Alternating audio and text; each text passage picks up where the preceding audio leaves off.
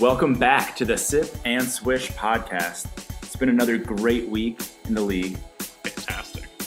So much going on. Injury bugs, trades, good stuff.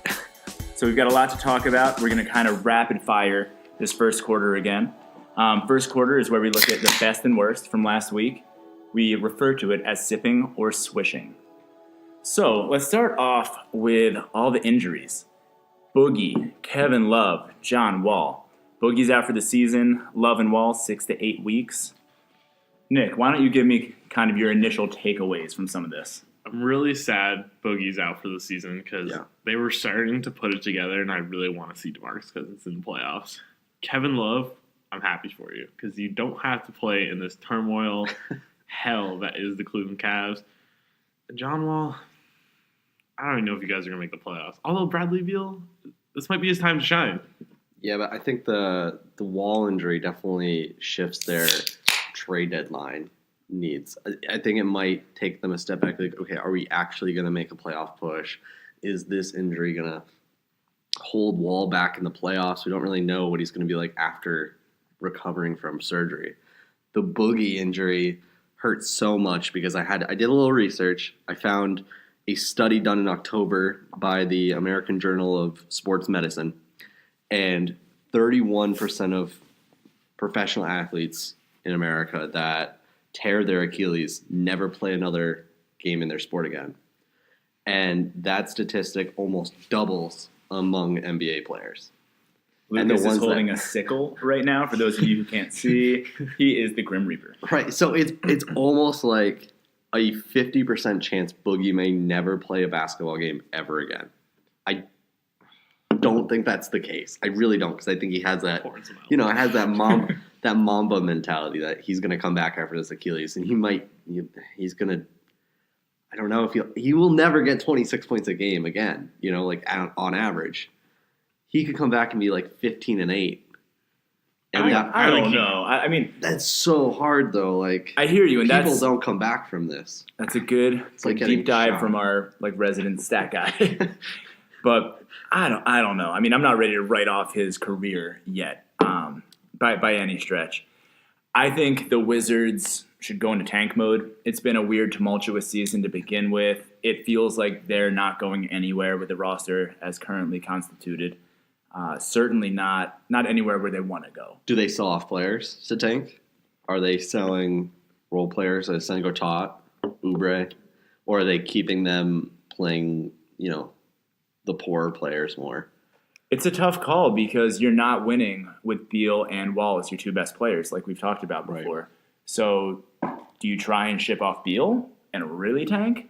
It would have been perfect. They won't do it. If they shipped off Beal and got Boogie, but no, that's Boogie to the Wizards. It's like a non-thing anymore. And am I the only one that feels like Kevin Love might be happy that he's injured right now? I think he's been miserable. I think we talked about this last night. I think this made it more likely that he gets traded. The Cavs have always been in win now mode, and now, just like John Wall, we don't know what Kevin Love will be after 2 months of not playing basketball. And in that time, in 2 months, they're only favored to win 5 games. Right, and as my grandmother would say, he's no spring chicken. No, he's not any spring chicken. And they might find a team just as desperate as the Pistons were to get an off-injured, Kevin Love's going out of his prime, but any team like the Pistons, we're going to seek a all-NBA caliber power forward because they need to take those risks. So a team like Miami might conjure up a bunch of average, they've coached up a bunch of those average players. Yeah. So if Spoelstra ships off like Tyler Johnson, James Johnson, maybe like Dion Waiters to the Cavs, just ship off Kelly Olynyk. They have a ton of just slightly above average role players, and they could just package them all, say, win now, Cavs. We'll take back Kevin Love for next season. Do they want to send Dion back? I don't know. I don't know if the Cavs want Dion back. Dion's not playing. No, he's not playing. So the other one. So Richard Jefferson. It's not Richard Jefferson. It's Richardson. Tyler Johnson. I don't think they trade Dragic. I don't think they trade Whiteside. But the rest of that team is expendable for Kevin Love. Is there any chance one of these teams, the Pelicans, the Cavs, or the Wizards, is better through the loss of one of these players? I mean, there's kind of an obvious answer out there. Cavs, maybe. Cavs might be better just because of chemistry, and that's not a knock at all on Kevin Love. I think they're mean to him, to be totally honest. I believe it. He's the Mario Chalmers of this Cavs team. And he's their second best player. Mm-hmm. Yeah, but it just might be one of those weird things. I mean, I hate to say it, but even the stats kind of would say they're better without him. Yeah. I don't know. Anyway, all three, Boogie, Love, Wall, you're sipping, and we're pouring out a little bit of our beers for you. Sorry it had to happen, guys. Next up, Blake Griffin, traded to Detroit, the biggest trade so far for Avery Bradley and a lightly protected first-round pick. Hopefully, Lucas can maybe explain to me what a lightly protected first-round pick is, because I don't know what that means. I just ripped it from somewhere. So, guys, I mean, there's a lot to talk about within this. You know, on a whole, is this a sip or swish for the Clippers? Is it a sip or swish for Blake? Just, you know, Lucas, why don't you start on this one? Give me your take. I think it's a huge swish for the Pistons. I want to say I was kind of right on my prediction. I'm going to say I was half right. The Pistons traded 2 above-average role players and picks for an All-NBA power forward. It was Blake Griffin, not Kevin Love. This one really surprised me. You're referencing your Lucas list. My Lucas list. Guess from last week. Yes. Little asterisks up there for him, you know, Yeah. like almost. It's a risk the Pistons have to take. They were never going to attract a player of Blake Griffin's caliber ever in the foreseeable future. And now they have him for the next 5 years. This is the great. Even if they only get 75% of the rest of the games of the next 5 years, that's better than any player they could have ever attracted playing 100%. They just need to get to the playoffs and then just let him be like decent in the playoffs. Just kind of. Blake Griffin is going to destroy the East. Agreed. Think about any big man in these. Who's going to stop Blake Griffin? You have like 3 teams with defensive players in the post. I don't even know. They have the best front court in the East now. He's having his best statistical year, Blake Griffin. And, you know, he missed 10 games, but... I found it interesting. Blake Griffin's first points as a Clipper was a lob dunk, and his last points were a 3-point to win the game. Describes, kind of the evolution of his style of play, which it needed to. I mean, his old style is almost archaic in this league. It was like a Kmart back in the day where all he did was like be super athletic and dunk. Right. And then Blake Griffin actually evolved. Because I remember being like, Blake's not going to be this amazing if he doesn't get a jump shot. Yeah. And then he got that 1 year, all of a sudden he went to like 76% free throw shooting to being like a decent 3-point shooter, nice mid-range. I was like, where has this guy been the last 4 years? Like, what is going on? This is such a, I don't want to say terrible trade, but for the Clippers. But Jerry West wants to blow this team up. He wants to go Hinkie all over again. He's trying to restart, and he just traded away. Well, the Chris Paul trade was fine, I think, because Chris Paul could have walked. It was a win-win-win for all 3 teams. But this Blake Griffin trade is the equivalent of when the 76ers traded Drew Holiday for Nerlens Noel and another pick. Except that, to my knowledge, Drew Holiday was not on a supermax contract. And that's the silver lining to me for the Clippers, which makes this somewhere in between a sip and a swish, in my opinion. You're getting rid of an injury-prone, towards the latter half of his prime player that's kind of just starting his supermax contract. Right. So you missed the window. It didn't work out. I don't think it's a bad call, and Jerry West knows what he's doing. But think about this. They traded their 2 All-NBA players, Chris Paul and Blake Griffin, for a combined 1 first-round draft pick, 7 below-average contracts, 2 players, Tobias Harris, Lou Williams, were having career years, and 2 guards that are out for Avery Bradley's been off and on injured, and Patrick Beverley's out for the year. The 7 below average contracts were some young prospects, but they really aren't good. Like Sam Decker's not good. Harrell isn't that good. And then the other guys didn't even know their names before because they all got cut from the Clippers. So Lucas clearly likes this trade better for the Pistons. Yeah, I mean, unless that they had to sell the first-round pick that they got from Houston to get cap relief from Jamal Crawford. So they just traded the first-round pick and Jamal Crawford to the Hawks. And then the Hawks cut him. The way I see it is, like we were saying, like Chris Paul's gone. You really think you're going to go deep in a playoff with Blake Griffin, DeAndre Jordan, Lou Williams? They're like hovering the 8th seed, maybe 7th seed.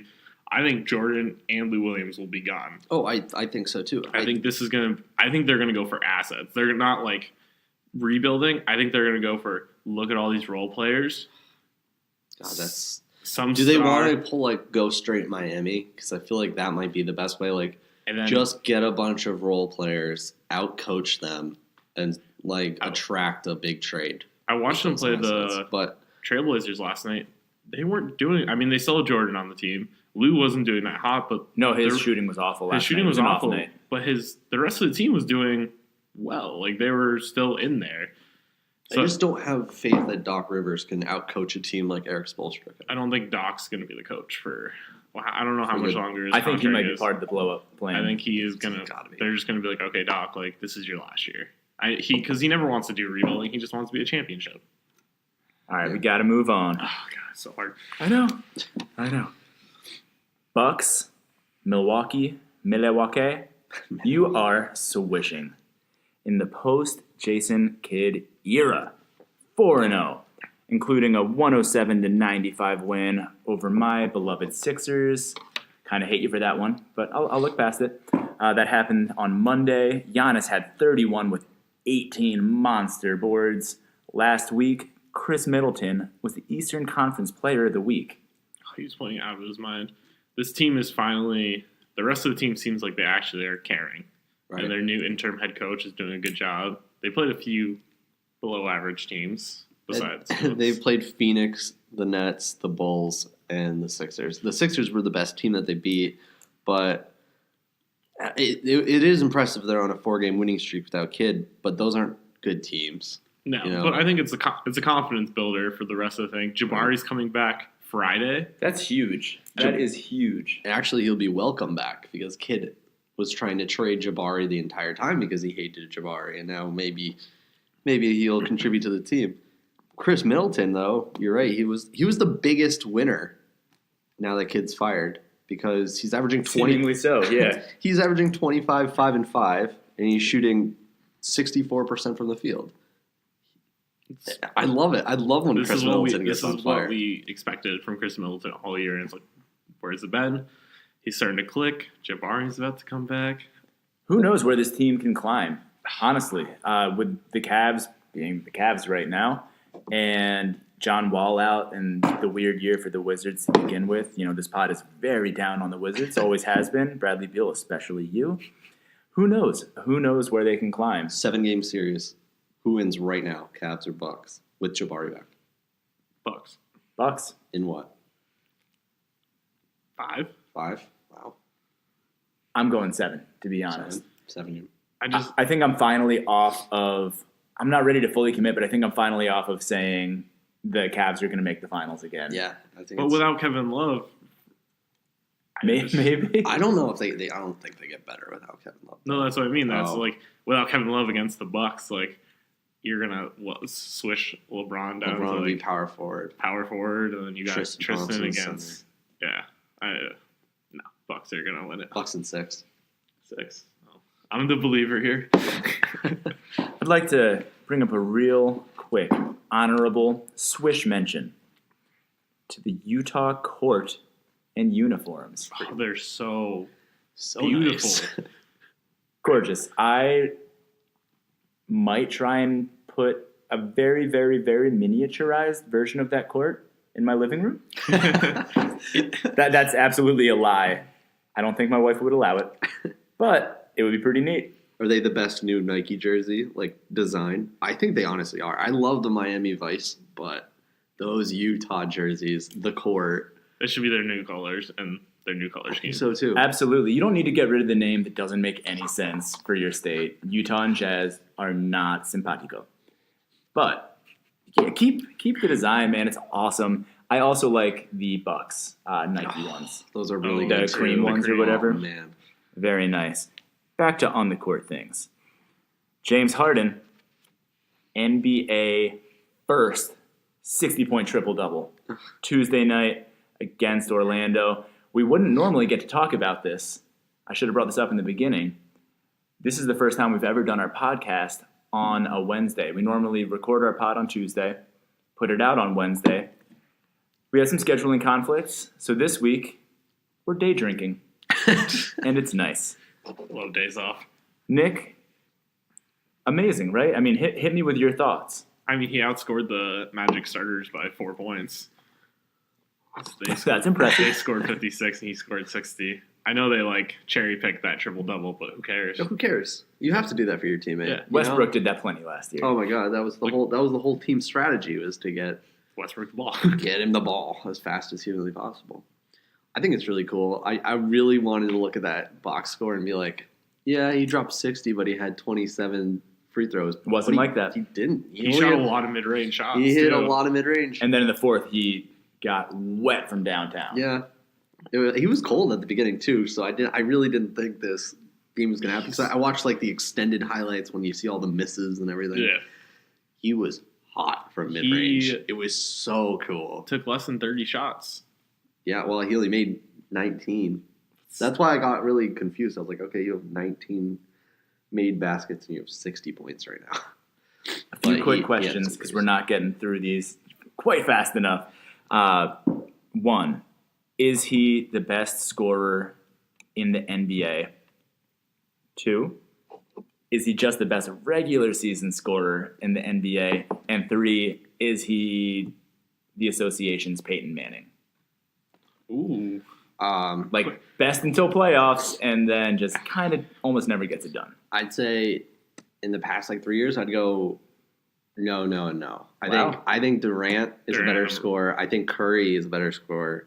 I think in the playoffs, I think CP3 has historically been the Peyton Manning. He's the ultimate stats. He's a top 3 point guard of all time, rated on all these advanced metrics. I love that all call. the assists. He has all this stuff. And then when he gets to the playoffs, he's like, yeah, I'm just here. I'm going to get bumped in the first round every single time. You have a Clippers superstar team, get bumped. He's the Peyton Manning. Against what was it, the Memphis team that was just okay, and then it's you guys are some super team. Yeah. And I agree. I like that. Yeah, you're not willing to give him best regular season scorer right now? No, Durant still is. And I think Durant could. He could, but he's not. And that's Right. why, to me, I give it to Harden right now because That's fair. Durant and Curry kind of cancel each other out in the same way that I think it's going to be really hard for either of them to ever win MVP again. Speaking of MVP, I was just going to lead into this. Harden, MVP this season? I know I knocked him off about a month ago saying he missed too many games. If it wasn't for this game that happened right now, I would still say no. I think this moved him to 1 because really Curry in the last month has been ridiculous. He's been better than MVP Curry. I was going to say Curry. I think My money's on Harden.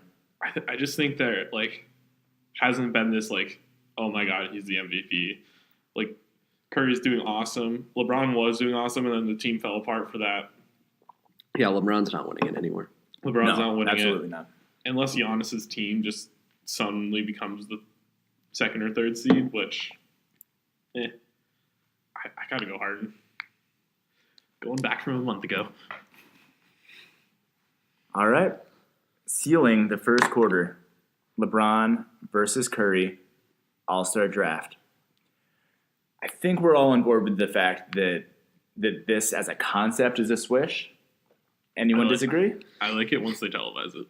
Yeah, Once it's televised. even LeBron and Curry both said I wish people saw us voting because it was kind of fun. It was set kinda up that funny. way. The union pushed back. The union said they didn't want it Well, to I be. blame Chris Paul then because he's in charge of the union. So He just was sad that he was good getting job, Chris Paul. I heard there just wasn't enough individual support from the probable All-Stars. Oh, really? I don't know if there was an official poll or if it was unofficial or, I don't know the specific goings on. But word on the street was that there were enough people that didn't want this advertised. There are those 7 or 8 All-Stars that I don't want to get picked last. Al Horford. Al Horford would have gone last. Kevin Love. Kevin Love. Yep. Bradley Beal. Kevin Love even said he bet he went last. Oh, I wouldn't be surprised. Actually, I think Al Horford probably went last. So let's keep this last topic on the short side. Who drafted the better team? Who drafted the better team as it was, Pre-injury. pre-injury, and then who's better post-injury? LeBron's better pre-injury and post-injury. You think so? Well, you got Paul George and Drummond. I like Curry's team. It's so guard heavy and so like run and gun heavy that I think I'd pick them. I really would. Yeah, but now you have LeBron, Durant, Paul George, Yeah, but look, Kyrie. Why did LeBron pick Kyrie? Honestly, I'm giving LeBron Westbrook. a sip for his selections. Like, I think feel he like just his secretly selections wants are- his boy back. I know. He needs his But boy guess who back. doesn't want to be with him? Kyrie. He made that very clear over the summer. LeBron, I don't want to play with you. Don't make him play with you. I love that Westbrook and Durant are together, though. Oh yeah, that's great. That's perfect. Reunited. And it feels so good. Or weird. Second quarter, affectionately known as garbage time. We all get to do a little soliloquy, a monologue, if you will, about something that's near and dear to our heart, in the sense that maybe we really appreciate something or we want to bash it. Lucas, I believe you're starting off this week. I'm gonna need a beer for this one because this is a statistic that fans and ESPN and other talking heads use so incorrectly, and it's ESPN's Real Box Plus Minus. It was created by ESPN in 2012 as an be-all, end-all statistic on judging a player. So ESPN's definition is a player's estimated on-court impact on team performance measured in net point differential per 100 offensive and defensive possessions. RPM takes into account teammates, opponents, and additional factors. It doesn't give you how the formula is created. Okay, that's a huge red flag. Yeah.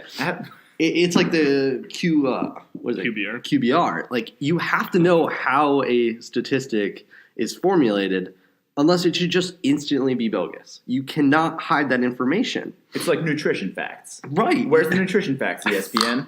It really is. You're feeding me McDonald's and telling me it's filet. There are a ton of asterisks, too, with this statistic that they don't tell you. You cannot compare positions.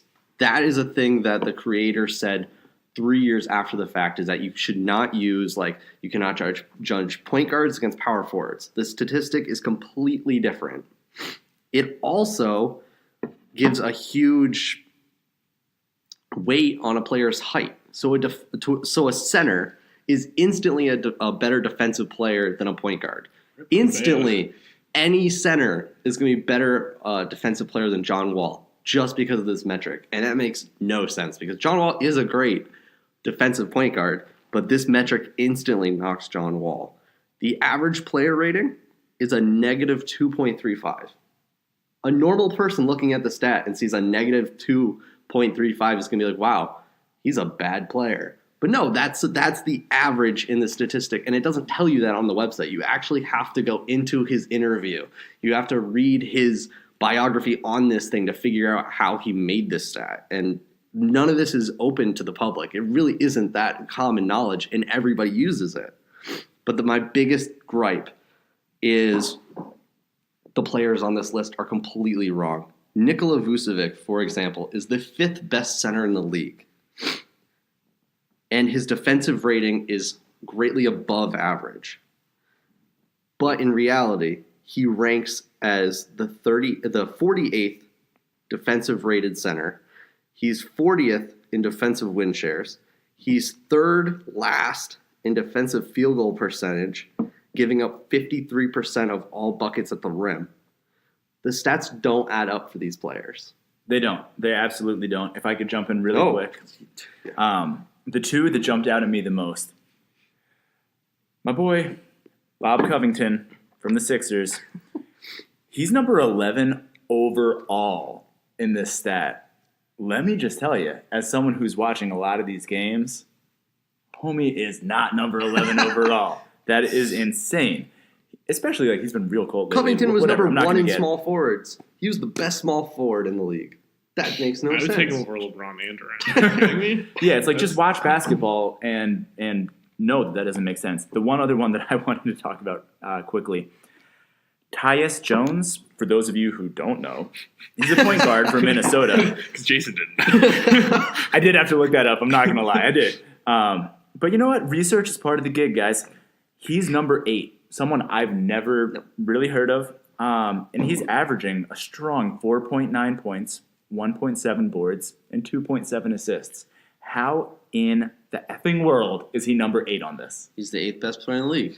Don't you know? ESPN tells you it. Just believe it. ESPN tells you. This is where all this, like, I don't want to say fake news, but fake news comes out of people go on the internet and they're like, well, this is this, and this is why this player, and they don't watch an NBA game to be like, oh, this guy's actually not that great. I bet if stats didn't exist and you put 20 people in a room and you had them watch like 10 games or something, and at the end you said, okay, rank these players. How well do you think I think that would be a more honest list than if you told 10 people to go on the internet and find the 10 best players based on a bunch of random statistics. And I think there would be a lot more agreement. A lot more agreement. I think so too. People don't watch the games. No, they would rather look at the box score. Highlights and box score. Right. Think about it, though. You could show someone like, what was it? That year Evan Turner was averaging 22 a game almost. Yeah. And be like, look at this player. Like, where would you rank him in the league? And then you show Evan Turner now where he's averaging, like, nothing. Right. It's like, okay. But if you look at the box scores, you're like, wow, this guy sucks. Yeah. But, when he was on the Celtics, it was all the intangibles. You got to look at the intangibles, They're not showing up in the box score. Right. Lucas, I liked the hate. I'm going to bring some love, though. Oh. Adam Silver, you are the best commissioner in sports. Hands down, not even close. All right, I will admit I know nothing about the NHL commissioner. I'm not even sold it's a sport. Moving on. They do wear suits for the coaches, and that's all I can. True. You very appreciate when a coach dresses up nice. I like that a lot more than in baseball where the manager wears a uniform. Yeah, it's weird. Anyway, back to basketball. So Adam Silver, you're amazing. Specifically, your take on gambling. You are so smart. You want 1% of all bets placed on the NBA. You're okay with legalizing gambling. You just want to say, hey, man, we want our fair share. Sounds reasonable to me. I'm all for it. It's good for the association. Let's look at the NFL. Goodell, you're behind the times, as always. You're behind the times because you don't want gambling on your product. You think it's going to make us trust the results less. How does that make any sense? No one trusts the results now. You're also taking it from like an illegal, ungoverned, unmonitored, huge form of betting. I mean, we bet millions, if not billions, a year on football, and turning it into something that there is oversight. Right. How does that not help? You're behind the times also on the Redskins. Change the damn name. It's about time. It was the baseball team that just got rid of the Cleveland Indians. The Indians got rid of their mascot. They changed it, right? They changed it to They got rid of it on the jerseys. Yeah, I applaud them for that. It's time that we do these things. So I bet on 2 games this past week. How'd that turn out for you? Not well. I bet I bet the Boston versus Golden State game and the Philly versus OKC game. I lost both of my bets, but you know what? Here's just a little tip for bettors out there. Understand that when you're betting, you're paying for entertainment. That's all it is. If you win, it's a bonus. If you lose, guess what? It was entertaining. And I'm not one of those guys that like doesn't watch a game if I'm not betting. I watch games if I'm not. I watch games if I am. But there is no reason why sports betting should be illegal. And cheers to you, Adam Silver. A big old cheers. I also think this would be amazing for the NBA because just think of what it will do for the cap and dumb teams that will overpay players soon. It'd be fantastic. I want to know how that worked during that TV deal, though, if it's going to correlate with gambling as well. Because we were fed the speech that a big TV deal was going to equal a higher cap. If it did and then it dropped back. But if betting becomes like completely controlled by the NBA, are they going to be like, okay, the cap's now 150? 150 a team. I really don't think small market teams want a big cap. think that's why it exists. It exists to keep everything equal. Right. And that's why I think like 18 teams in the league would vote against like an increase in cap. Yeah, for sure.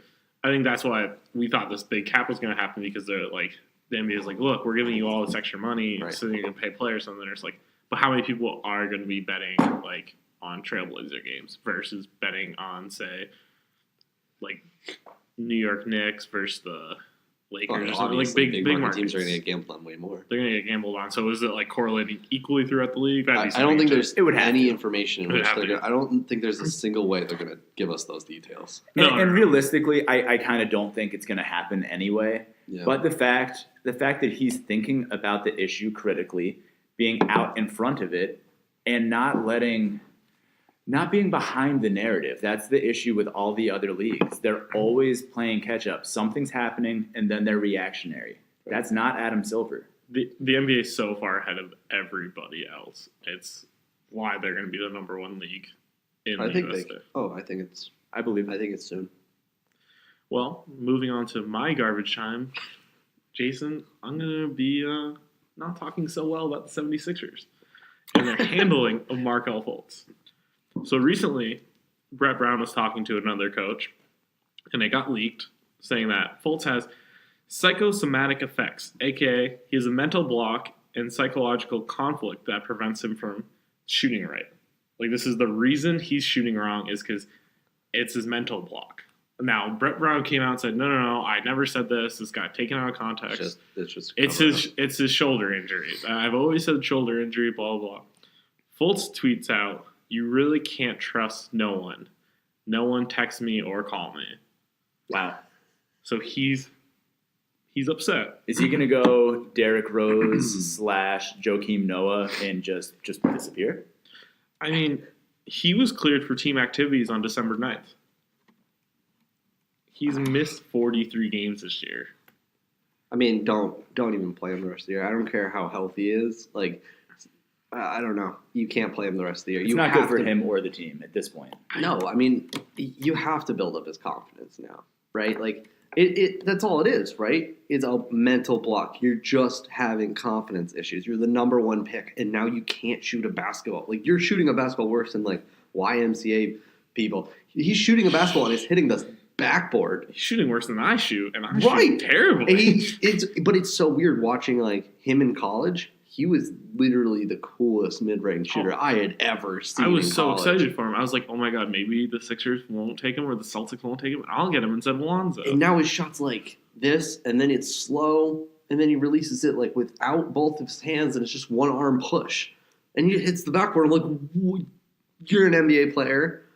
You're the number one pick. Is it an uglier shot than Michael Kidd-Gilchrist's shot? No, that still he kicks his whole lower body, which makes no sense. I don't know.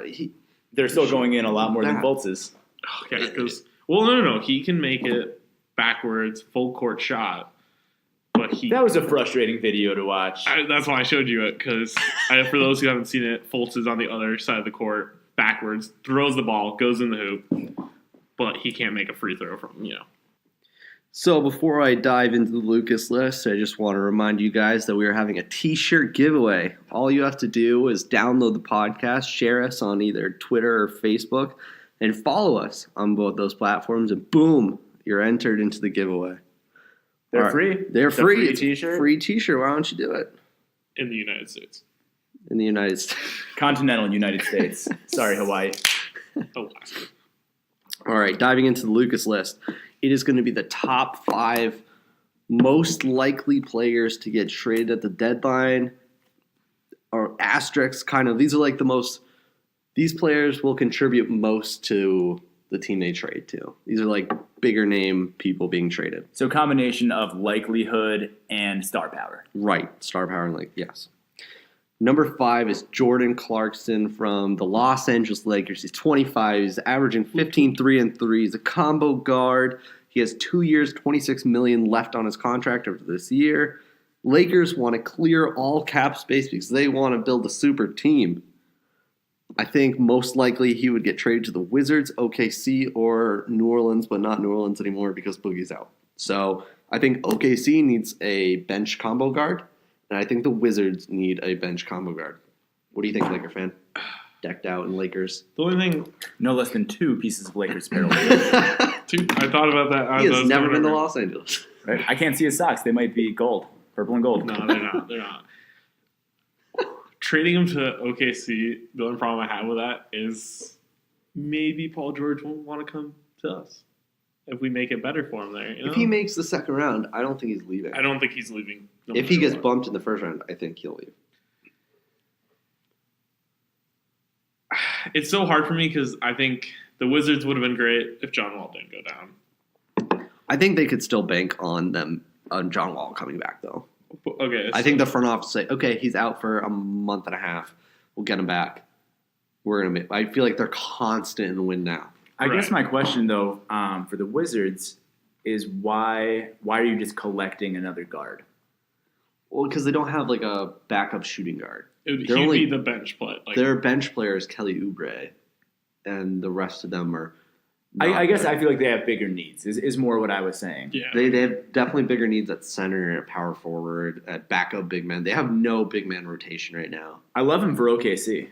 I think OKC is the perfect fit. I try to go on Trade Machine and look at every single team and like who needs a backup combo guard. Last year I would have said the Raptors. This year, no. And especially with Roberson going down. Roberson down. No, they that's need true. this guard, but I don't know what they have to offer because I don't think they own their first round pick this year.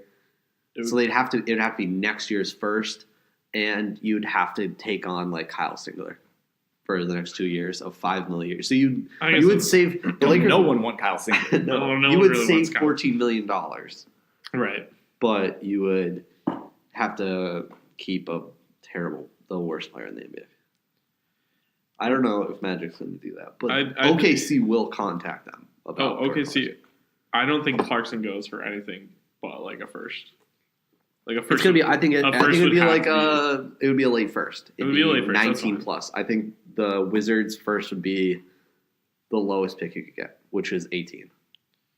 Could you see a team like the Bucks going for it? No, because they don't have anything that the Lakers would want. They have no expiring contracts. They don't have their first round pick because it's the Suns. The Suns. Another thing is like Boogie's down with Achilles tear, like we talked about earlier. So we're just focusing on LeBron and Paul George. That's what I wonder for the Lakers is who they're going after now. Who in this offseason is like DeAndre Jordan, LeBron, Paul George, Melo. Those are the big names. We get Carmelo on Chris Paul, but Chris Paul's not leaving Houston. No. Those are the big superstar names. Avery Bradley. Clarkson, I hope the best for you. Wherever you get traded to this next week. Yeah, I was just reading that they might ship Avery Bradley somewhere else. Yeah, he can go to Boston now. I say, yeah, they can. I think that they would I trade. would love that. Not as much as if he came to the Sixers. Straight up, Bradley gets traded for the Celtics pick in an expiring contract. I think they do that. 28th pick in the draft for Avery Bradley back. Hell yeah. Okay, so number 4, I have DeAndre Jordan. He's 29, all NBA, all defensive team player, averaging 12 and 15 this year. With Blake gone, he's gone. There's no reason in the world to even. It's going to go to the deadline, and I think Jerry West is going to be like, crap, I didn't sell him earlier. And he's going to get him for pennies. Isn't it pretty astounding that he's played the most games as a Clipper out of anyone ever? He doesn't get hurt. It's pretty cool. I mean, I guess he doesn't do anything other. Well, I don't know. Blake just hit what like he's asked of. Game. Yeah, Blake does so much for that Clipper team, though. He's put in so many like getting hit situations where DeAndre just boards and blocks. So where can you see him? Where do you see him going? I see him going to the Cavs, Bucks, and Wizards. The Wizards. It's a huge need, and they could ship someone. They could ship Oubre if they wanted to. Swap Gortat, send a first. I like that for the Wizards. Bucks, I think, works because they need a big man, and that would solidify their playoff run. They'd have Bledsoe, DeAndre Jordan, Middleton, Jabari, and Giannis. This is their squad. Defensive and super offensive. It's perfect. The Cavs would have to send the Brooklyn pick. It'd be Brooklyn pick and, like, Iman and JR. I feel like his personality does not jive with LeBron. I feel He's like he would too not happy and like he wouldn't enjoy it in the world. Yeah, he and Giannis, I could see vibing. I really think the Bucks are going to take. What would the Bucks give up for? They'd have to give up. They already gave up their pick this year. Right. So that's why I thought last week that they would swap Jabari. Because we don't know how significant his injury is. Is he going to come back and be like whatever his peak was going to be when he was drafted? Is it now 60%? Is it now 50%? Can he ever recover from this? I mean, he's been injured the first 4 years. He's missed a combination of a season and a half. Right, 2 ACL tears? 2 ACL tears, both knees. He has no knees at this point.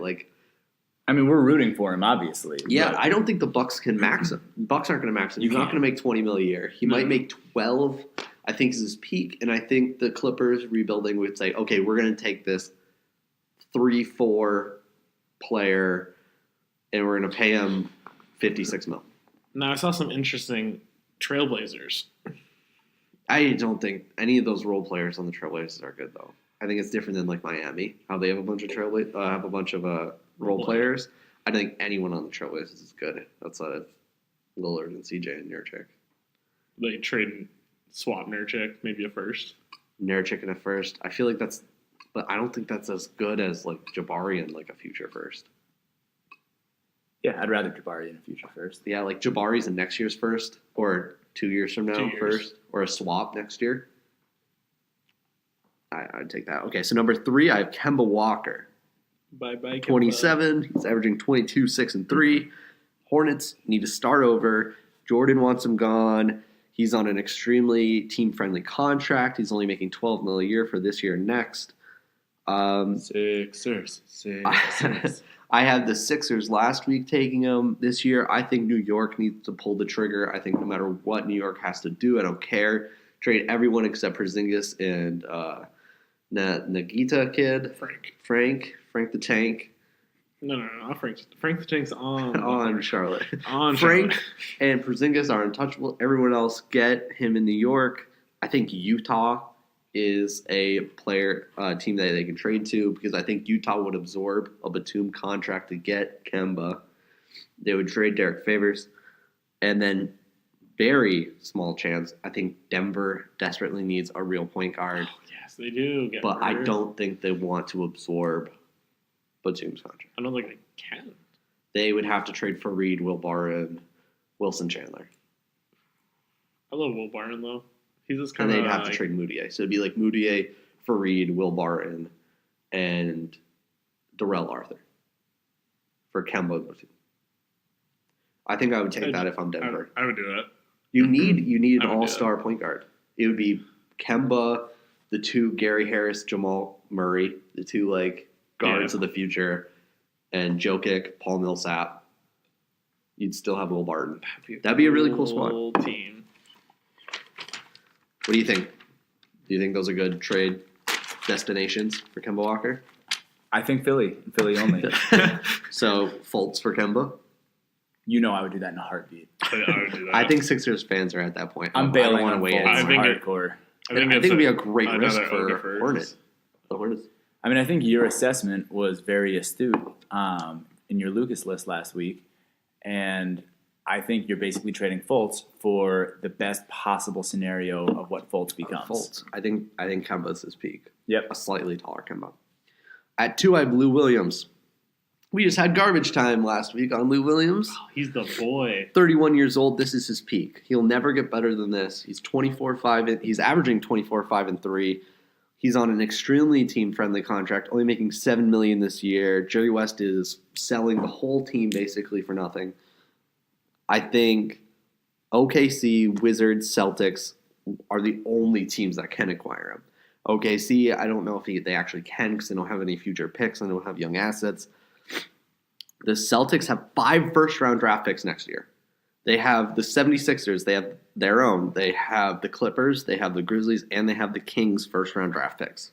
LA Kings. I think you could trade Lou Williams and 3 Celtics expiring contracts for the Celtics pick this year, and the Clippers get their pick back next year. I think that could work.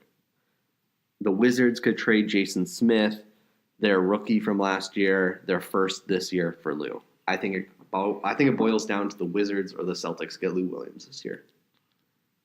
I'm trying to think of how Lou would fit in the Celtics. So You come off the bench. You'd have Well, Terry no. Rozier. You'd have. He would start over Kyrie. Let's be honest here. Well, he's not a point guard. I think they'd play him as a 2. So you have Kyrie, Jason Tatum, Lou. Or you could, I don't know, you could start him then. You have Kyrie, I Lou. wouldn't start him.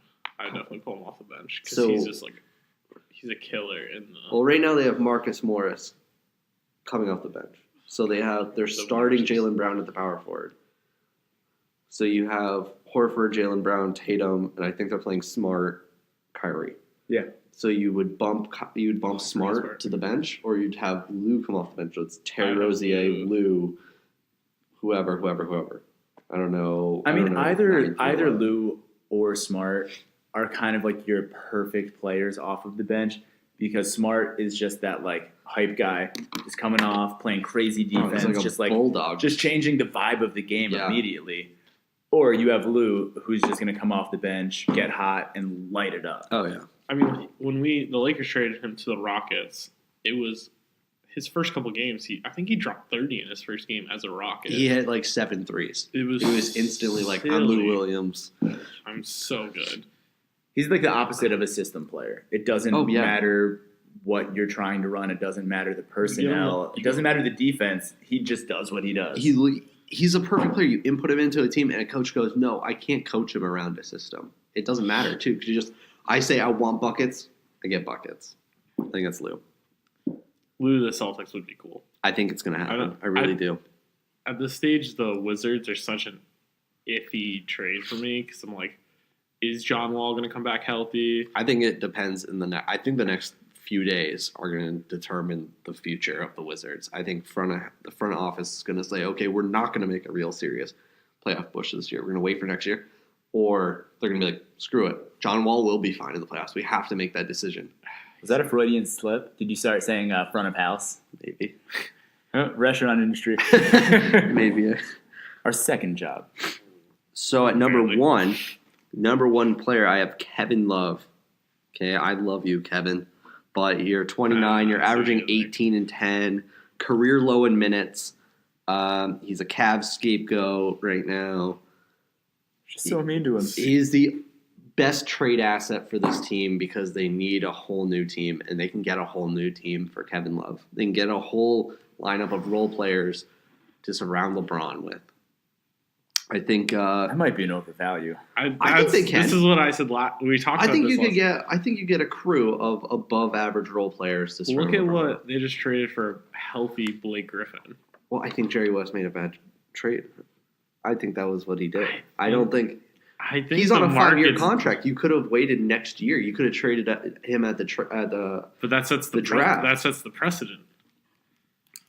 It sets the precedent to be like, well, this is what they got for Blake, and we have Kevin Love, and he's injured for the next 2 months.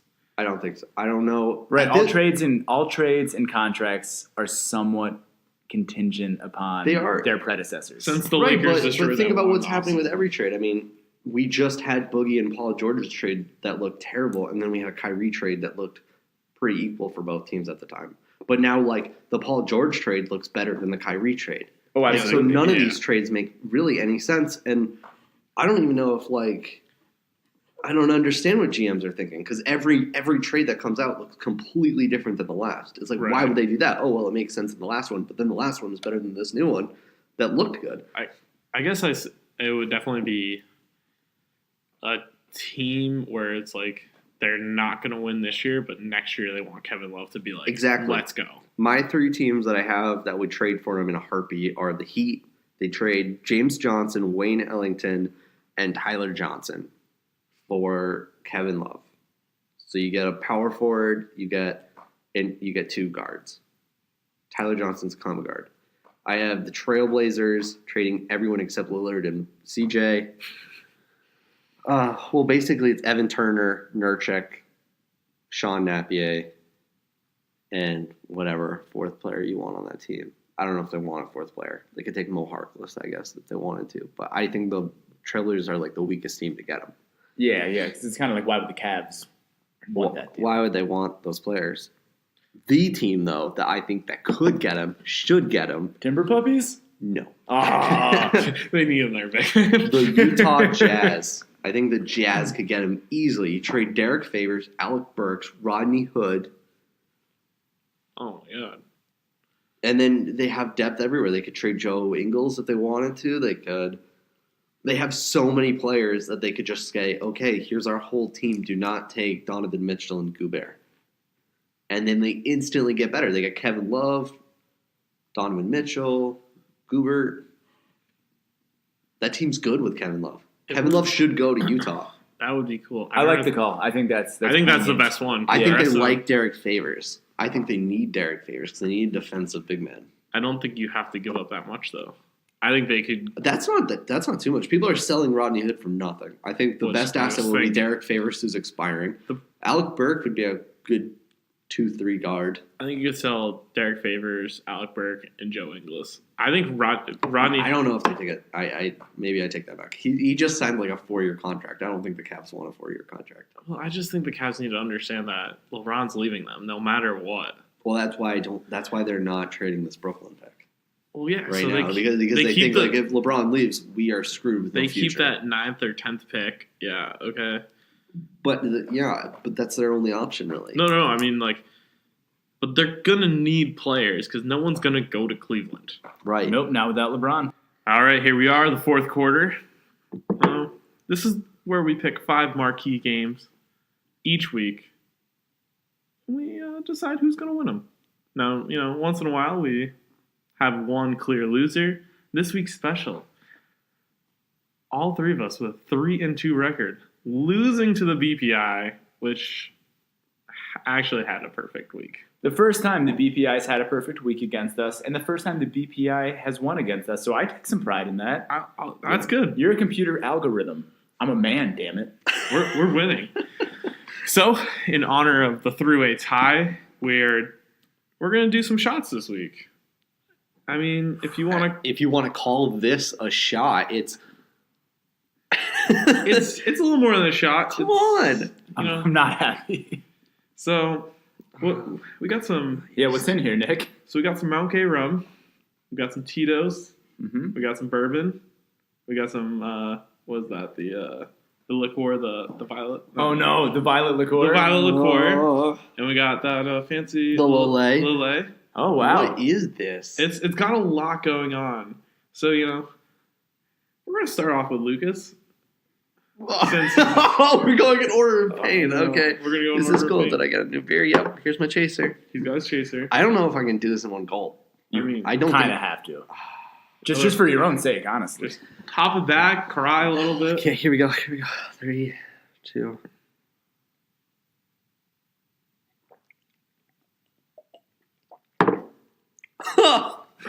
No. No. I'm not excited either. Okay. Go Birds. Go Birds. Why is it so sweet? Why? I don't like it. I'm gonna hand it over to you so you can get my. Oh god. That was the tears. What is the flavor in there? What? I don't know. I think it's got to be the bourbon. All right. Oh. It's such a gross color too. I literally pride myself on feeling like I can drink gasoline. Not that I've tried it, but maybe I have. But oh my god, that is so much worse than gasoline. So much worse. That was terrible. That was absolutely disgusting. All right, let's rip through these picks. All right. Please. Holy. All right, we're going to the first game. The Charlotte Hornets versus the Atlanta Hawks. Tears are coming out of all of our eyes right now. Yeah, I'm literally crying. That's why I don't do the shots. Oh Jesus. All right. So the Hornets are favored 52%. Now I picked this game thinking Charlotte might have made a trade by now. They haven't. So we got 2 bottom end teams, trying to diversify our NBA portfolio. We're gonna start off with Jason. Hornets. All right. Hornets because anyone over the Hawks. Anyone? It's just that simple. I'm going to go Hawks, actually, because I've been feeling underdoggy. Because that shot is taking effect in Lucas's body. As long as the Hornets have Kemba Walker, I'm going to take Kemba Walker for sure. And Dwight Howard. Dwight's playing well this year. All right, we're going to move into the second game. Memphis versus Detroit. And I believe this will be the first game with Blake Griffin. That's exciting stuff. Exciting. You know, when I picked this game, I knew this trade was going to go down. I had insider information, so I picked one of our few Detroit games of the year. Nick's like our resident Woj. Yeah, you know, I get those. I got those insiders. Our Windy. So, Pistons were favored before Blake Griffin, 73%. I'm taking Pistons. Pistons. Yeah, Pistons. All right, Pistons across the board. As we talk right now, Tyreek Evans is being traded to the 76ers for a first-round draft pick. It's like confirmed, or is this like... It's happening within the hour, Woj. Wow. Speaking of Woj, yeah, I'm definitely taking the Pistons because, oh my God, they don't... Wow. Yeah. I think I'm excited, but I need to process that. I need to process it too. We will processing, honestly. talk about that soon. Yeah. Wow. I've heard enough processing puns to last a lifetime. Okay. Going into the next game, we have the Los Angeles Lakers versus the Brooklyn Nets. D'Angelo versus maybe Lonzo if he actually decides to return and play basketball. All right. What does BPI say? The BPI is in 59% favor of the Nets. Well, boom. I'm going BPI on this one. Wow. Nets. The revenge of D'Angelo. The revenge of D'Angelo. That's so good. Speaking of D'Angelo, Yeah, plug it. we have our Words of Wisdom page now up on the website, thesipandswitch.com. Check it out. I wrote an article speaking of D'Angelo Russell's return a couple weeks ago, so check it out. It's pretty good. It's very emotional. And a lot of feelings went into it.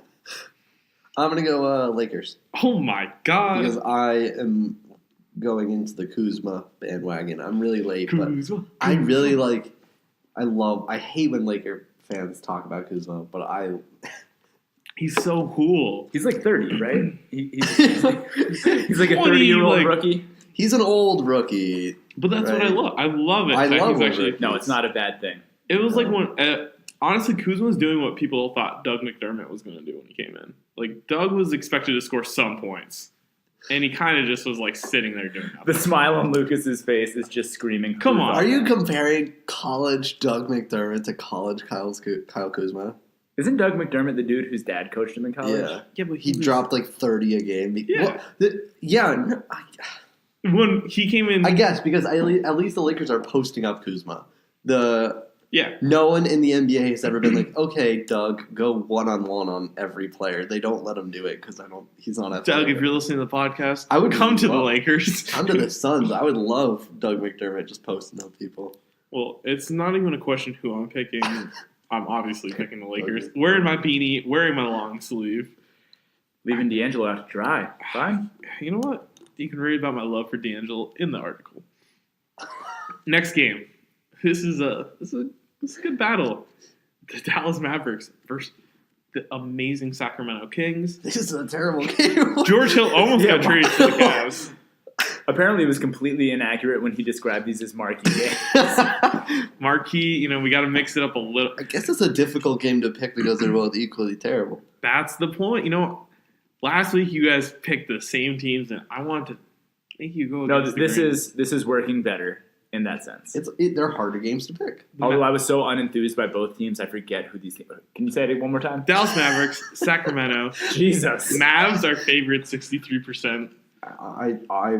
I'm picking Dallas because I think Dennis Smith is better than De'Aaron Fox, and I think that's the only thing that the Kings have going for them is their point guard who has been completely underperforming, and they also have Dirk still in Dallas. So I'm picking Dallas as well because JJ Barea defeated John Wall in a media fight post game a week or two ago, and I'm holding on to that. I will say Zebo has been so good this year. Yeah. Playing like less than like 25 minutes a night, still posting like 19 and 10. Facts. I actually It's ridiculous. I heard his cartel has expanded to the Sacramento area. Has it? I'm really glad that Tebow's He expanding. holds Memphis and Sacramento hostage in his cannabis ways. You know, I'm gonna go Sacramento just because that shot is actually really hitting me. Right It's now. hitting me. It hurts. It feels good now, to be honest. My whole chest warmed up. So that's cool. See, you're welcome. I'm gonna light Spitz. Yeah, it's a little Yiddish. It's for my people. Whatever. Okay, this game I was most excited for. I picked it before John Wall went down, so this makes it Even more something Lucas said a couple weeks ago, where he would take Oladipo over Bradley Beal on the Wizards. So it's gonna be the Wizards versus the Pacers. Who's home? The Pacers are home. Oh. The Wizards are favored a whopping 50.8%. So ESPN was like, I don't know. I don't know. We'll throw a 0.8 their way. Without John Wall. So now it's going to be They straight up. check the real plus minus. They check the real plus minus. They use their RPM. It's going to be straight up Bradley Beal versus Oladipo. Oh, Oladipo is better than Bradley Beal. The whole Pacers team is better. Like, you have Lance Stevenson who's actually playing well. Miles Turner is playing well. And their point guard, I wish the Suns had Darren Collison as our point guard. Like, Darren Collison... He's the MVP of being, like, average He's the most consistent point guard. when he doesn't get DUIs. Or, well, No, he beat his wife. He beat his wife. So you're taking Pacers. I'm taking Pacers. I'm gonna take Bradley Beal and the Wizards. My God. That's a lie. Obviously, it's a lie. I would never take Bradley Beal. Never. I'm going Indiana as well. Good. As many know, I was live tweeting the game the other day of the Wizards versus Thunder, and there was only one person I was actually interested in watching. Was Bradley Beal was carrying the Wizards. Who's guarding him? Who's guarding them? Was like that rookie Ferguson? No, it was Robertson because he wasn't. He wasn't out at the time. He wasn't out at the time. Nick is approaching sacrilege right now. You Are you about to compliment Bradley Beal on this podcast? I compliment, and if you're not following us on Twitter, you should be. You can find us on our website, thesipandswish.com. All of our links are right on the bottom of the page. I'm gonna go with the Beal Wizards. Wow. I know I hate you, Beal, but goddamn, even tearing my heart apart. And I don't want to pick the same teams as you guys picked, just because. Thanks for keeping it interesting. Keeping it interesting. You're a gentleman and a scholar, and apparently a Bradley Beal fan, which is disgusting. I wouldn't say fan. I would just say like enthusiast. That's even bigger than a fan. Yeah. That's gross. I know. I was just kidding. I was just seeing if you guys were going to Such react. a bad person. So, this is the end of the fourth quarter. Like we said, check out our t-shirt giveaway on our website, on our Facebook, on Twitter. Like, share, download. Make sure you download. This week will be big week. We're counting on you guys. 5 shirts given away.